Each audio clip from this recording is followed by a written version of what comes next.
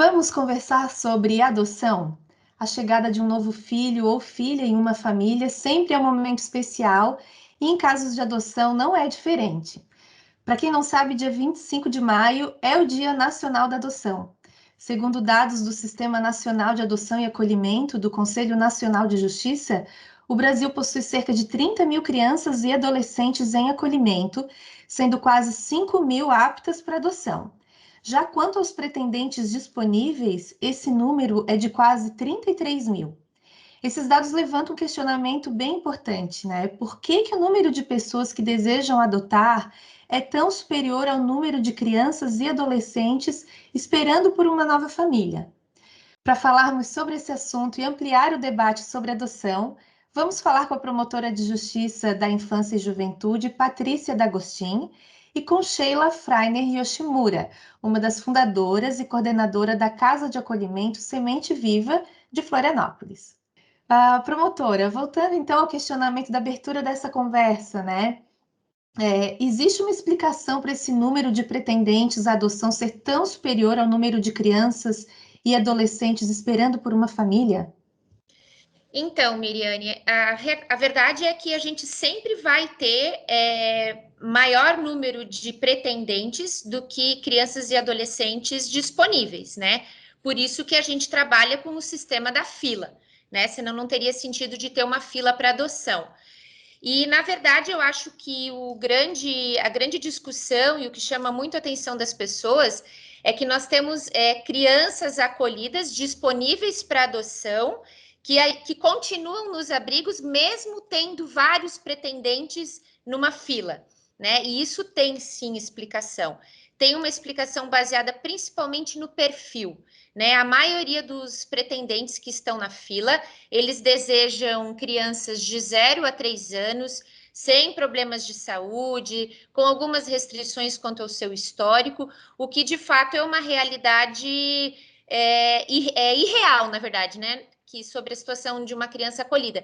Não existe criança acolhida que foi desejada, amada e que foi bem cuidada ao longo da sua vida, senão ela não estaria no abrigo, ela estaria junto da sua família. Então, por essa diferença de perfil, é que a gente tem esse desencontro, né, na oferta, né, para poder encontrar essa família para essa criança e para esse adolescente. Só para te dar um exemplo, em Blumenau, atualmente, que é a comarca onde eu trabalho, nós temos 77 crianças e adolescentes acolhidos, os processos estão tramitando. Dessas 77, eu tenho 20 disponíveis, 4 estão em processo de aproximação com as suas famílias, que estão na fila, 2 têm viabilidade, mas ainda não conseguimos nenhum casal, e tenho 14 crianças e adolescentes sem absolutamente nenhuma chance de adoção. Então, porque não existe ninguém na nossa fila, no Brasil todo, que esteja em busca de né, um ser humano com esse perfil. Então, a verdade que se explica é essa. Muita restrição acaba deixando a criança e o adolescente no abrigo. Uhum. Sheila, tu podes explicar para a gente a diferença entre acolhimento e adoção? E já falar um pouco sobre a Casa de Acolhimento Semente Viva, como que as crianças chegam até a casa? Então, é bem importante desmistificar isso. Nem toda criança que entra para o acolhimento vai para adoção. As crianças que chegam até nós, na Casa de Acolhimento Semente Viva ou qualquer outro abrigo do Brasil, elas são conduzidas pelo judiciário. Sofreram algum tipo de violência, negligência, abandono, e elas passam a morar conosco. Então, elas entram na casa e passam a ter todo o processo judicial conduzido por nós, pelo Ministério Público e pelo Judiciário. Então, o que acontece? Para ela ir para adoção, tem que esgotar todas as possibilidades de retorno à família biológica. Porque o que o Estatuto da Criança e do Adolescente preconiza é que a prioridade absoluta é que essa criança fique em sua família biológica. Então, nós vamos tentar com o pai, se for separado, com a mãe, com o avô, com a avó, com o tio, com a tia, com a família ampliada ali. Caso isso não seja possível, aí sim vai para adoção. Por isso que o pessoal muitas vezes diz, ai, tanta burocracia, tanta fila, tanta criança no abrigo, mas é bem como a doutora Patrícia falou. Nunca vai fechar essa conta, né, doutora Patrícia? Porque o perfil exigido não é o perfil que está nos abrigos. Como ela falou, as crianças que estão nos abrigos, se fossem com um perfil maravilhoso, não estariam no abrigo. Perfil que eu digo, né, sem nenhuma demanda, né, doutora? Porque as crianças que chegam no abrigo, elas têm demanda sim. Claro, como os nossos filhos, eu sempre costumo dizer, né? Mas são demandas maiores para se trabalhar. Então, é assim que funciona o acolhimento. E uma pergunta também que eles sempre fazem, Miri, é assim, mas elas vão para a escola? Elas saem da casa como se o abrigo fosse uma prisão. Não, o abrigo passa a ser o lar delas. Elas vão para a escola, elas frequentam praia, elas vão para shopping, elas frequentam a casa do vizinho. Então, é bem importante desmistificar isso. Uhum. Essa questão da exigência por crianças com determinado perfil, então, também é observado na casa de acolhimento. Sim, com certeza.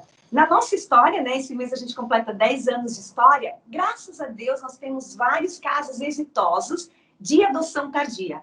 Todas as nossas adoções foram adoções tardias. Então isso é muito prazeroso falar, é muito gratificante falar. Porque agora, por exemplo, nós estamos com o processo de adoção de um menino que vai completar 14 anos em agosto. Que legal. Promotora, vamos falar agora sobre o processo de adoção em si. Existe um passo a passo nisso tudo, doutora? Tu poderias explicar um pouquinho? Sim, Miriam, existe um passo a passo, né? E eu sempre digo que a primeira grande decisão, o primeiro passo é você decidir se você quer ter um filho, né? Se você quer ter um filho, a gente começa a falar de adoção. Agora, se a vontade é fazer solidariedade, ajudar o próximo, fazer o bem para alguém, né? A gente tem outros mecanismos para fazer, né, a ajuda dessas pessoas, mas isso não tem nada a ver com adoção. Então, se você decidiu ter um filho, né, pela adoção, a primeira coisa depois disso é a gente procurar o fórum, né, a vara da infância e juventude, levar os documentos que a lei exige, né, que são algumas certidões de antecedentes, documentos pessoais, comprovantes de residência, atestados médicos, enfim. Vencida essa parte, é preciso fazer um curso de preparação para adoção, né, onde são explicadas as condições, a realidade, como funciona o processo.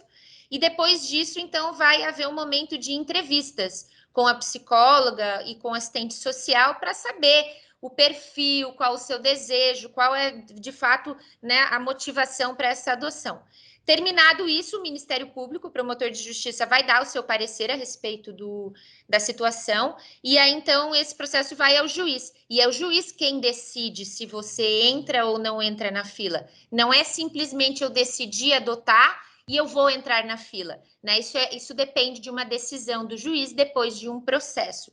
Se o juiz decidir que sim, que você tem condições de entrar para a fila de adoção, então você vai entrar nessa fila e vai ser por ordem de antiguidade, né? E aí então tem que ficar esperando na fila até o telefone tocar, é o que eu sempre digo, né? Que é assim que funciona. A assistente social vai ligar, né, para dizer que o seu filho chegou, né? E aí então depois que o seu filho chegar, vai ter um período de aproximação, né, um estágio de convivência, e depois disso, então, a gente finaliza, a gente diz dessa forma, finaliza a adoção. O processo finalizou e a adoção é irrevogável, né? Então, eu sempre digo que adoção é um ato sério, não existe devolução, não existe desistência, e o adulto não tem o direito de se arrepender, né? Então, assim, tomou a decisão por isso, tem que arcar com esta decisão, né? Porque a vida de uma criança, de um adolescente que está em jogo e que não entrou nisso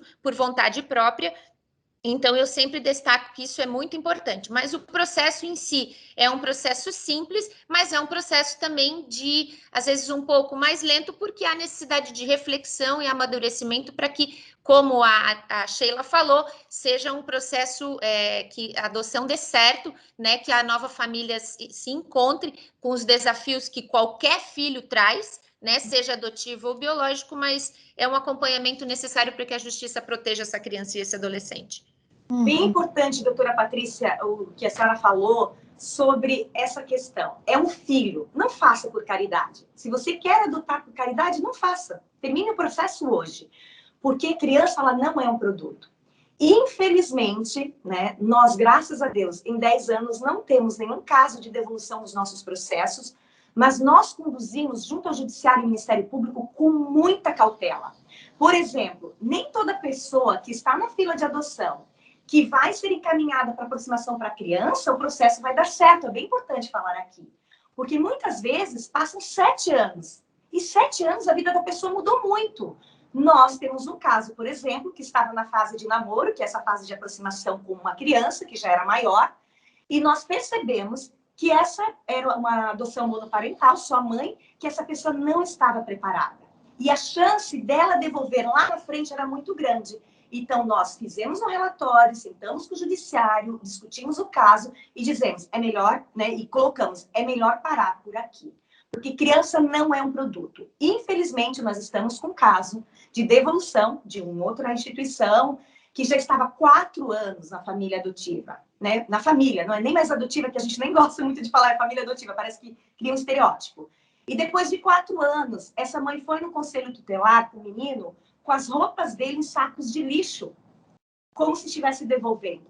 Então, assim, a gente precisa falar desse assunto também, né? Porque a criança não é um produto. E tudo é conduzido com muita seriedade pelo Ministério Público, pelo Judiciário, pelos abrigos. É um tripé, né? Então, às vezes as pessoas perguntam, mas se o Judiciário mandou, vocês têm que acatar, vocês que são abrigos. Não, o nosso trabalho é de parceria. Muitas vezes o abrigo vai ver algo que o Judiciário não viu, que o Ministério Público não conseguiu ver, porque nós somos parceiros. Então, numa parceria, os 3 trabalham juntos. Então, já aconteceu o caso, sim, de lá na frente a gente dizer não vai dar certo. Graças a Deus a gente conseguiu, né, em parceria, conduzir da melhor forma, porque eu sempre digo, nós não procuramos crianças para as famílias, nós procuramos famílias para as crianças. Isso é muito importante ser dito. Uhum. E Sheila, aproveitando então que a gente está falando de pais, né? Como que é o perfil dessas pessoas que procuram crianças e adolescentes para adoção? Olha, quem procura adolescente e adoção tardia, a gente percebe que tem um perfil, mais, não que seja mais preparado, é menos romantizado. Quem quer beber, geralmente, claro, todos têm sua história, né? E nós não vamos julgar a história de ninguém. Mas quem quer beber, muitas vezes, não porque não pôde gerar um filho biológico, né? Ou teve problemas, ou perdeu um filho, enfim. Mas a gente percebe que a adoção tardia, ela está sendo desmistificada, principalmente na nossa casa, né? Essas adoções, agora nós fizemos, na pandemia, nos últimos meses, 2 adoções tardias. Um menino de 9 anos e outro de 7, né?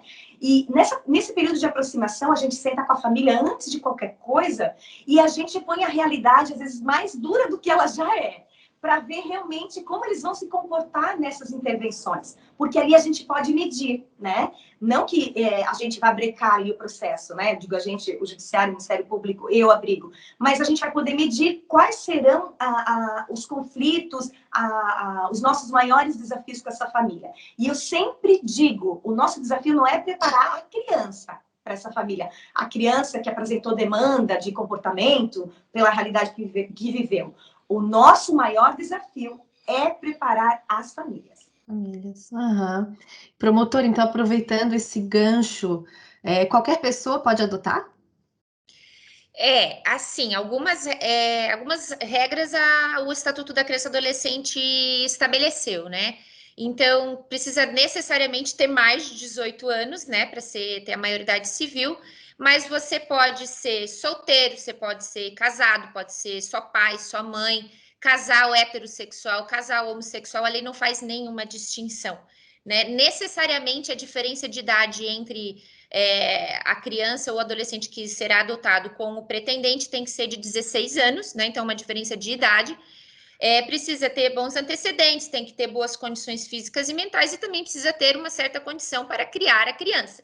Não existe, um mito dizer que existe na fila de adoção só casais ricos, né? Isso não é verdade, existe todo tipo de casal, como é a sociedade em geral, né? Então, só a gente avalia, enquanto isso, se de fato a pessoa tem condições de sustentar uma criança, né? Vencido isso, tá perfeito o processo, não existe nem uma outra restrição. só daí necessariamente passar por esse processo que nós conversamos antes, para saber se o juiz vai autorizar ou não a inclusão na fila de adoção.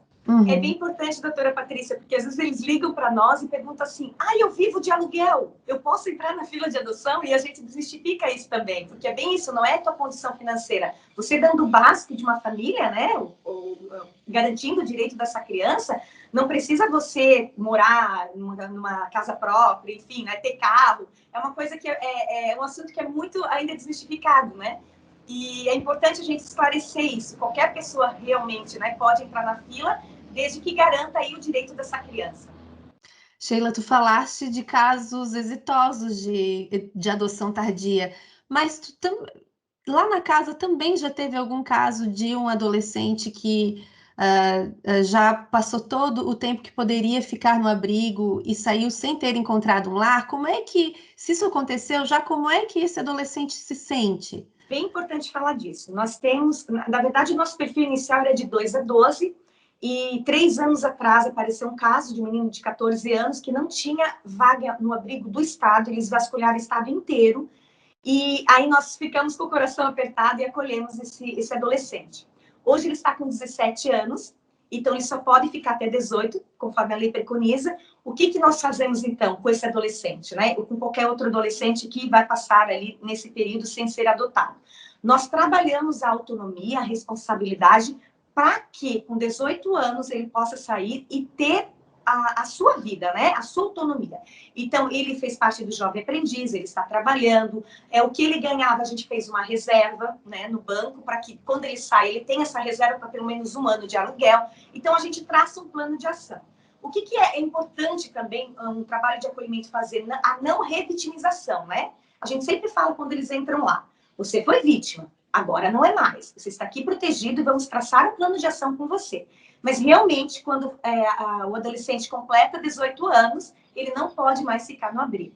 O que eu digo, é claro que a gente não teria responsabilidade jurídica, digamos assim, mas o vínculo é para a vida toda, né? Ele jamais vai ser abandonado. Eu sempre falo para esse adolescente: você acha que você vai ligar para quem quando o teu micro-ondas queimar?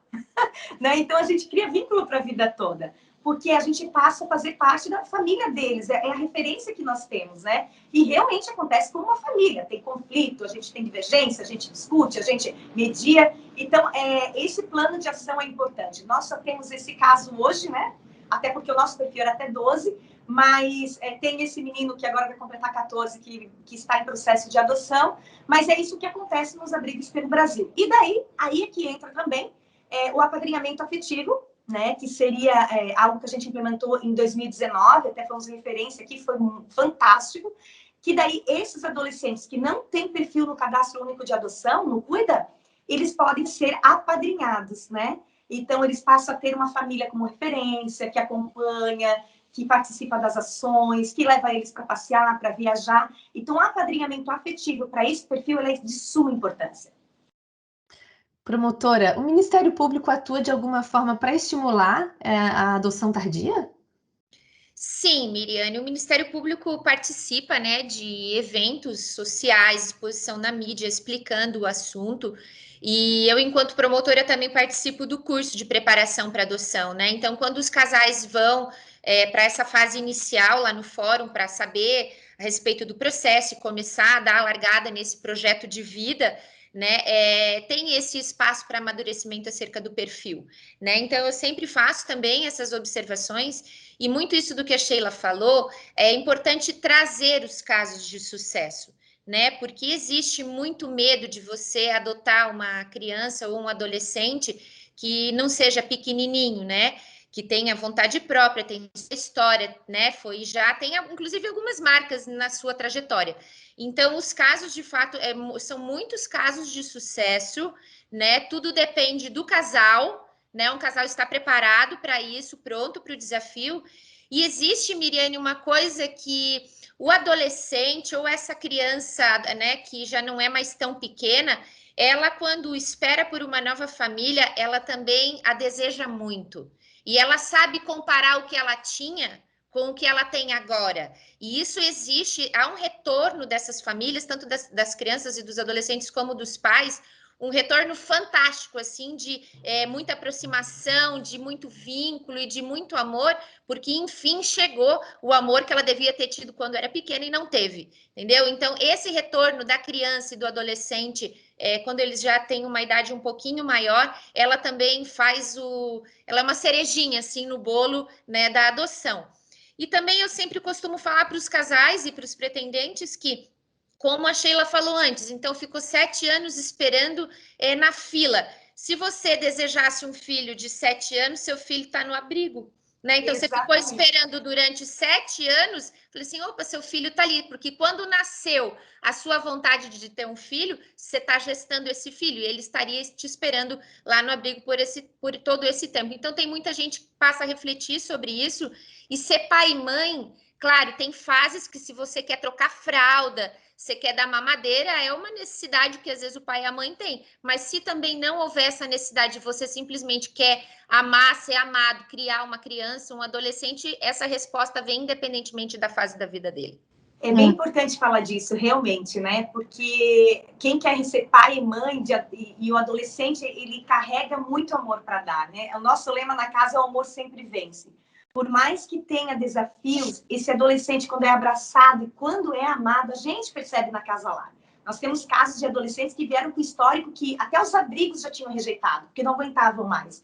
E quando ele chegou na casa, com afeto, com atenção, com diálogo, com respeito, com amor, a realidade muda, é incrível. E eu acho que nós devemos, sim, mostrar esses casos de sucesso, doutora. Eu sempre digo isso, eu fui convidada para dar uma aula no primeiro curso virtual do TJ, né, que agora, no último curso, eu fiquei muito feliz, e eu falei muito do romantismo, falei dessa questão de adoção tardia, e é importante a gente falar. Nós temos o caso do Nicolas, que ele chegou na casa lá com 12 anos, ele não sabia nem ler e nem escrever. E um casal, ele não tinha perfil no Cuida, e um casal de voluntários da casa se apaixonou por ele.